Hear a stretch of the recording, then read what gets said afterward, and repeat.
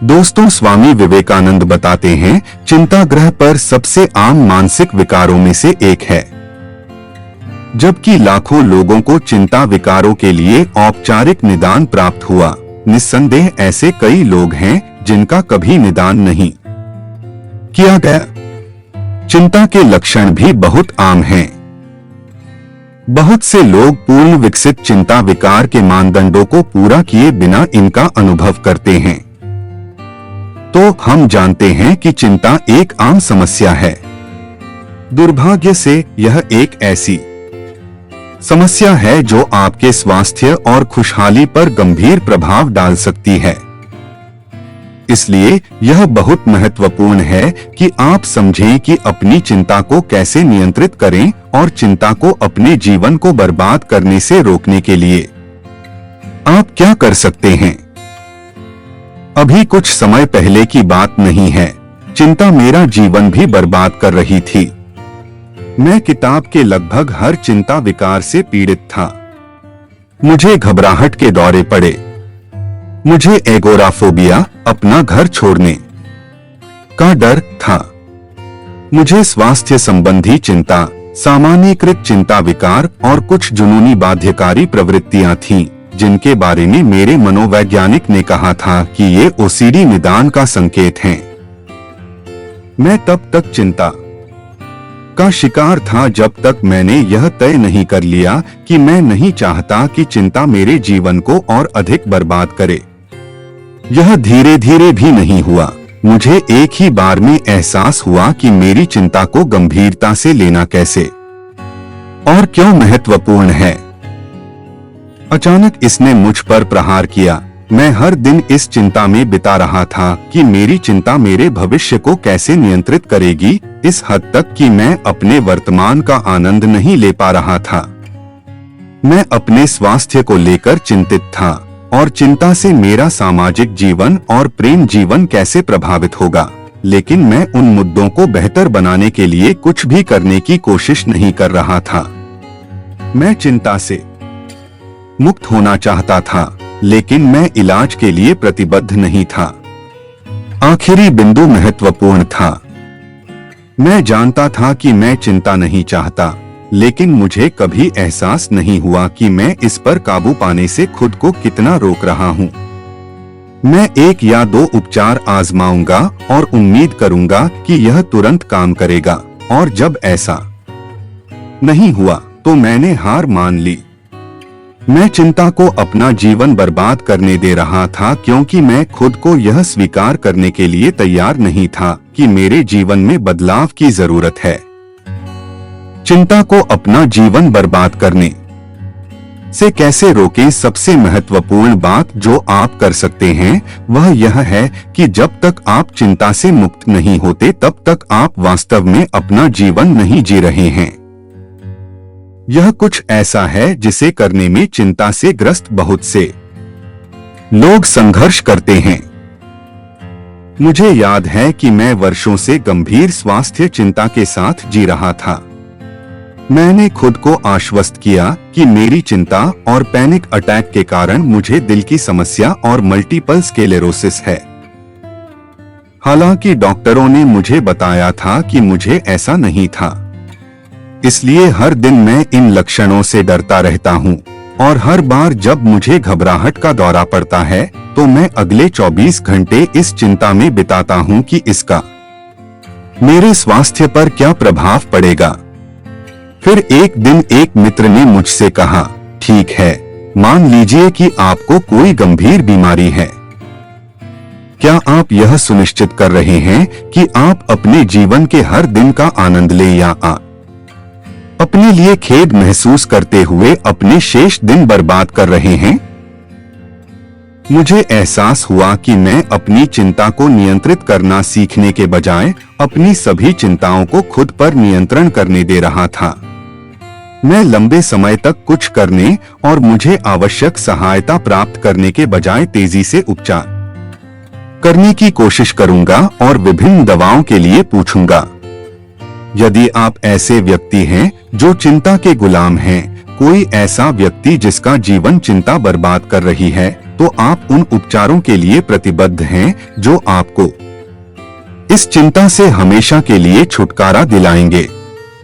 क्योंकि चिंता के बारे में बात यह है कि यह उपचार के प्रति अविश्वसनीय रूप से अच्छी प्रतिक्रिया देती है, खासकर कुछ अन्य मनोरोग स्थितियों की तुलना में। आपके ये सबसे अच्छा काम करने वाले उपचार को ढूंढने में समय लग सकता है और रास्ते में असफलताएं भी आ सकती हैं, लेकिन चिंता को कम किया जा सकता है, प्रबंधित किया जा सकता है और कभी-कभी समाप्त भी किया जा सकता है। और जो लोग इसे पहली बार लेते हैं, उनके लिए उपचार की सफलता दर बहुत अधिक होती है। कदम, वह पहला कदम कठिन हो सकता है। दरअसल चिंता ही आपको पहले कदम से डरने पर मजबूर कर सकती है। लेकिन एक बार जब आप वह प्रयास कर लेते हैं, तो आप लाभान्वित होते हैं और अपना जीवन बेहतर बनाते हैं। भगवान ने कहा है, प्रतिकूल परिस्थितियों का विरोध करो, समाधान खोजो, लेकिन चिंता मत करो जब आप बुनियादी रूप से खुश होते हैं। जब आपको खुश रहने के लिए कुछ करना नहीं पड़ता, तो आपके जीवन के हर आयाम में बदलाव आ जाएगा। आपके अनुभवों में और खुद को व्यक्त करने के तरीकों में बदलाव आ जाएगा। आपको पूरी दुनिया बदली हुई लगेगी।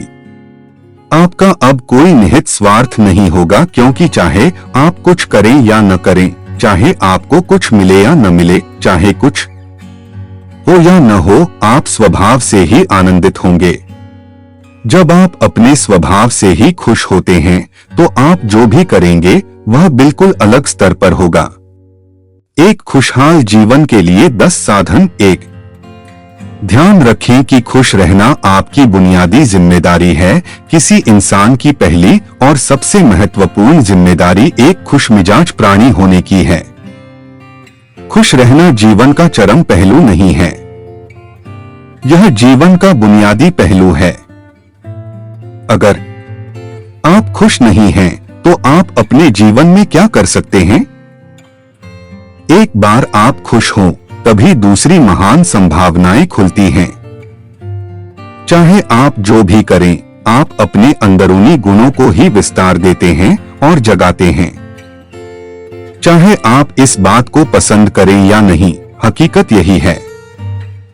जब तक कि कोई महत्वपूर्ण चीज आपके भीतर घटित नहीं होती, आप दुनिया के लिए कुछ बहुत महत्वपूर्ण नहीं कर सकते। इसलिए अगर आप दुनिया के बारे में चिंतित हैं, तो पहली चीज आपको यह करनी चाहिए कि खुद को एक खुशमिजाज प्राणी में रूपांतरित करें। 2, पहचाने कि खुशी आपकी मूल प्रकृति है। इससे कोई फर्क नहीं पड़ता कि आप अपने जीवन में क्या कर रहे हैं, चाहे वह कारोबार हो, सत्ता, शिक्षा या सेवा। आप ऐसा इसलिए कर रहे हैं क्योंकि आपके भीतर कहीं गहराई में एक भावना है कि इससे आपको खुशी मिलेगी। इस धरती पर हम जो कुछ भी करते हैं, वह खुश रहने की इच्छा से करते हैं, क्योंकि यह हमारी मूल प्रकृति है। जब आप बच्चे थे, तो आप यूं ही खुश थे। वही आपकी प्रकृति है। खुशी का स्रोत आपके भीतर है। आप उसे हमेशा के लिए एक जीवंत अनुभव बना सकते हैं। 3 चीजों का महत्व पहचानें। आज सुबह क्या आपने देखा कि सूर्य बहुत अद्भुत तरीके से उगा? फूल खिले, कोई सितारा नीचे नहीं गिरा। तारामंडल बहुत अच्छी तरह काम कर रहे हैं। सब कुछ व्यवस्थित है। आज समूचा ब्रह्मांड बहुत बढ़िया तरीके से काम कर रहा है, मगर आपके दिमाग में आया किसी विचार का एक कीड़ा आपको यह मानने पर मजबूर कर देता है कि आज बुरा दिन है। कष्ट मुख्य रूप से इसलिए होता है क्योंकि ज्यादातर इंसान इस जीवन के प्रति सही नजरिया खो बैठे हैं। उनकी मनोवैज्ञानिक प्रक्रिया अस्तित्व की प्रक्रिया से कहीं बड़ी हो गई है, या सीधे सीधे कहें तो आपने अपनी रचना को सृष्टा की सृष्टि से कहीं अधिक महत्वपूर्ण बना दिया है। यह सारी पीड़ा का बुनियादी स्रोत है। हम इस बात की पूरी समझ खो बैठे हैं कि यहाँ जीवित रहने के क्या मायने हैं। आपके दिमाग में आया कोई विचार या आपके मन की कोई भावना फिलहाल आपके अनुभव की प्रकृति को तय करती है। और यह भी हो सकता है कि आपके विचार और भावना का आपके जीवन की सीमित हकीकत से कोई लेना देना न हो। पूरी सृष्टि बहुत बढ़िया तरीके से घटित हो रही है, मगर सिर्फ एक विचार या भावना सब कुछ नष्ट कर सकती है। 4. मन या दिमाग को उसके असली रूप में देखें। जिसे आप मेरा मन कहते हैं, वह असल में आपका नहीं है। आपका अपना कोई मन नहीं है। कृपया इस पर ध्यान दें। जिसे आप मेरा मन कहते हैं, वह बस समाज का कूड़ेदान है। कोई भी और हर कोई जो आपके पास से गुजरता है, वह आपके दिमाग में कुछ न कुछ डाल जाता है।